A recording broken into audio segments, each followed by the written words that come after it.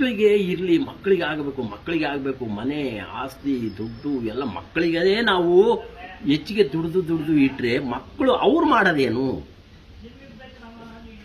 ಮಕ್ಕಳಿಗಾಗಿ ಮಾಡಬಾರ್ದು ಸರ್. ಮಕ್ಕಳನ್ನ ಯೋಗ್ಯರನ್ನಾಗಿ ಮಾಡಬೇಕು, ಸುಸಂಸ್ಕೃತರನ್ನಾಗಿ ಮಾಡಬೇಕು, ಇಷ್ಟೇ. ಅವರ ಶಕ್ತಿ ಮೇಲೆ ಅವ್ರು ನಿಲ್ಲಬೇಕು ಸರ್. ನಾನು ಬಯಸಿದ್ದೆ ಅದೇ, ನನ್ನ ಮಕ್ಕಳು ಆಗಿರೋದಾದ್ರೆ.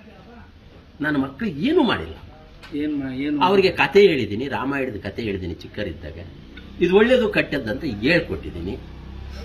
ಅವ್ರಿಗೆ ಕಷ್ಟದೇ ಕೊಟ್ಟಿದ್ದೀನಿ ಸರ್. ಕಷ್ಟ ಸರ್ ನಮಗೆ ಶಕ್ತಿ ಕೊಡೋದು, ಸುಖ ಅಲ್ಲ.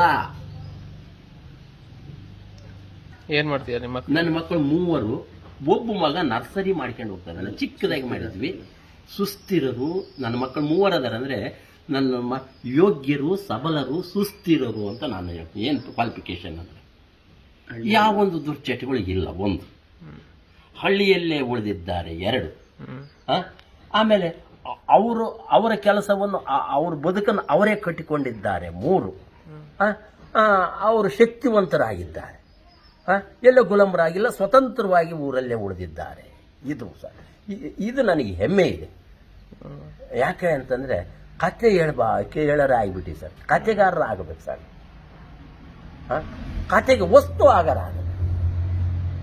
ಮತ್ತೇನು ಎಲ್ಲ ಅಂತಾರೆ ಶ್ರೀಮಂತರಾಗಬೇಕು ಅಂತಾರಲ್ಲ ಎಲ್ಲ. ಶ್ರೀಮಂತಿಕೆ ಅಂದ್ರೆ ಏನ್ ಸರ್? ನಮ್ಮ ಪರಂಪರೆಯಲ್ಲಿ 8 ಜನ ಲಕ್ಷ್ಮಿಯವರು ಇದ್ದಾರೆ. ಶ್ರೀಮಂತಿಕೆ ಅಂದ್ರೆ ಬರೀ ಹಣದ ನೋಟ ಅಲ್ಲ ಸರ್. ಹೃದಯ ಶ್ರೀಮಂತಿಗೆ, ಸಾಹಸದ ಶ್ರೀಮಂತಿಗೆ. ಏನೋ ಒಂದು ಹೊಸದು ಮಾಡಬೇಕು, ಒಂದು ಐಸ್ ಕ್ರೀಮ್ ಮಾಡಬೇಕು ಅಂದ್ರು, ಪುತ್ತೂರಿಗೆ ಹೋಗಿ ಜ್ಞಾನ ತಗೊಂಡು ಬಂದ್ರು, ಅಲ್ಲಿ ಅವ್ರನ್ನ ಇಲ್ಲಿ ಕರೆಸಿದ್ರು. ಇದೊಂದು ಸಾಹಸ ಲಕ್ಷ್ಮಿ ಬಂತ ಅವರಿಗೆ. ಆ ಶ್ರೀಮಂತಿಗೆ ಅಂದ್ರೆ ಅಷ್ಟಲಕ್ಷ್ಮಿ ಇರಂತ. ಸಂತಾನ ಲಕ್ಷ್ಮಿ, ನಮ್ಮ ಮಗ್ಗೆ ನಾನು ತಾತ ಆಗಿದ್ದೀನಲ್ಲ, ನನ್ನ ಮಗ್ಗೆ, ಅದು ಒಂದು ಶ್ರೀಮಂತಿಕೆ ಅಲ್ಲ ಸರ್. 8 ಜನ ಲಕ್ಷ್ಮಿಯರಂತ ಸರ್ ನಮ್ಮ ಪರಂಪರೆ ಹೇಳಿರೋದು. ನಾವು ಒಂದೇ ಒಂದು ಲಕ್ಷ್ಮಿನೇ ಹಿಡ್ಕೊಂಡು ಹೋಗ್ತಾ ಇದ್ದೀವಿ. ಇದು ದುರಂತ. ಶೌರ್ಯ ಲಕ್ಷ್ಮಿ, ಕಸ, ದರಿದ್ರ ಲಕ್ಷ್ಮಿ ಅಂತೀವಿ. ಕಸ ನೋಡ್ರಿ ಎಷ್ಟು ತರಗೆಲೆ ಬಿದ್ದಿದೆ. ಇದೆಲ್ಲ ಹಾಳು ಅಂತೀವ. ತಿಪ್ಪೆಗೆ ಹೋಗಿ ಮತ್ತೆ ಮರಕ್ಕೆ ಬಿದ್ದಾಗ ಅದು ಗೊಬ್ಬರ ಆಗುತ್ತಲ್ಲ ಸರ್. ಇದು ಶ್ರೀಮಂತಿಗೆ ಅಲ್ಲ ಸರ್. ಗಿಡ ಮರಗಳು ಹಾಕಿದ್ರೆ ಹಸಿರಿನ ಶ್ರೀಮಂತಿಗೆ ಆಗಲ್ಲ. ಈ ರೀತಿ ಶ್ರೀಮಂತಿಗೆ ಎನ್ನುವುದನ್ನೇ ನಾವು ತಪ್ಪು ಅರ್ಥ ಮಾಡಿಕೊಳ್ತಾ ಇದ್ದೀವಿ. ಇದು ದೊಡ್ಡ ದುರಂತ. ಆದ್ರೆ ಈಗ ಇಷ್ಟೆಲ್ಲ ಮಾಡ್ತಾರಲ್ಲ, ಸೈಟು, ಮನೆ, ಅವ್ರ ಹಣೆ ಬರ ಸರ್. ಈ ಊರಾಗೆ ಇರ್ತಾರೆ, ಬೇಕಾದ ಶ್ರೀಮಂತಿಗೆ ಇರ್ತಾರೆ. ಎಲ್ಲೂ ಪೇಟೆಗೆ ಇರೋರು ಒಬ್ರು ಮಕ್ಕಳ ಇರ್ತಾರೆ, 4 ಸೈಟ್ಗಳು ಮಾಡ್ತಾರೆ. ಯಾಕೆ ಮಾಡ್ತಾರೋ ಗೊತ್ತಿಲ್ಲ. ಸಮೂಹದಿಂದ ಉಂಡಿದೀವಿ, ಸಮೂಹದಿಂದ ತಿಂದಿದ್ದೀವಿ, ಸಮೂಹಕ್ಕೆ ಏನಾದರೂ ಮಾಡ್ಬೇಕನ್ನೋದಿಲ್ಲ. ಎಲ್ಲ ಸ್ವಾರ್ಥಿಗಳೇ ಸರ್. ಸಮೂಹಕ್ಕೆ ಏನಾದರೂ ಮಾಡಲಿಕ್ಕೆ ನಿಲ್ತಕ್ಕಂಥ ಜ್ಞಾನ ಬರಬೇಕಾಯ್ತು. ಅದಕ್ಕಾಗಿ ನಮ್ಮ ಬೇಸೆ ನಾವು ಕಳಿಸಿಲ್ಲ.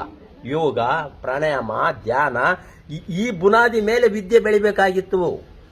ಆ ಬುನಾದಿ ಇಲ್ಲದೆ ನಾವು ವಿದ್ಯೆ ಕಲಿಸ್ತಾ ಇದೀವಲ್ಲ, ಇದು ಒಂದು ದೊಡ್ಡ, ಬರೀ ಸ್ವಾರ್ಥಿಗಳಾಗ್ತಕ್ಕಂಥ ವಿದ್ಯೆ ಕಲಿಸ್ತಾ ಇದೀವಿ ಸರ್ ನಾವೆಲ್ಲ. ಸಬಲರಾಗುವ ವಿದ್ಯೆ, ಶೌರ್ಯವನ್ನು ಮೇಳೈಸುವ ವಿದ್ಯೆ, ಮನಬುದ್ಧಿಶೀಲಗಳ ವಿಕಾಸಿಸುವಂತ ಚಾಕರಿ ಹುಡುಕುತ್ತಾ ಓಡಿ ಹೋಗಲು ತಡೆ ತನ್ನ ಕಾಲ್ ಮೇಲೆ ತಾನು ನಿಲ್ಲುವಂತೆ ಮಾಡುವ ವಿದ್ಯೆಯೂ ಬೇಕು ನಮಗೆ ಇಂದಂತ 40 ವರ್ಷದಿಂದ ಬರೆದಿದ್ದೆ ನಾನು. ಎಂಥ ವಿದ್ಯೆ ನಮ್ಮ ದೇಶಕ್ಕೆ ಬೇಕು ಅಂತ. ಆದರೆ ಆಗ್ತಾ ಇಲ್ಲಲ್ಲ ಸರ್, ನೋವಾಗ್ತಾ ಇದೆ.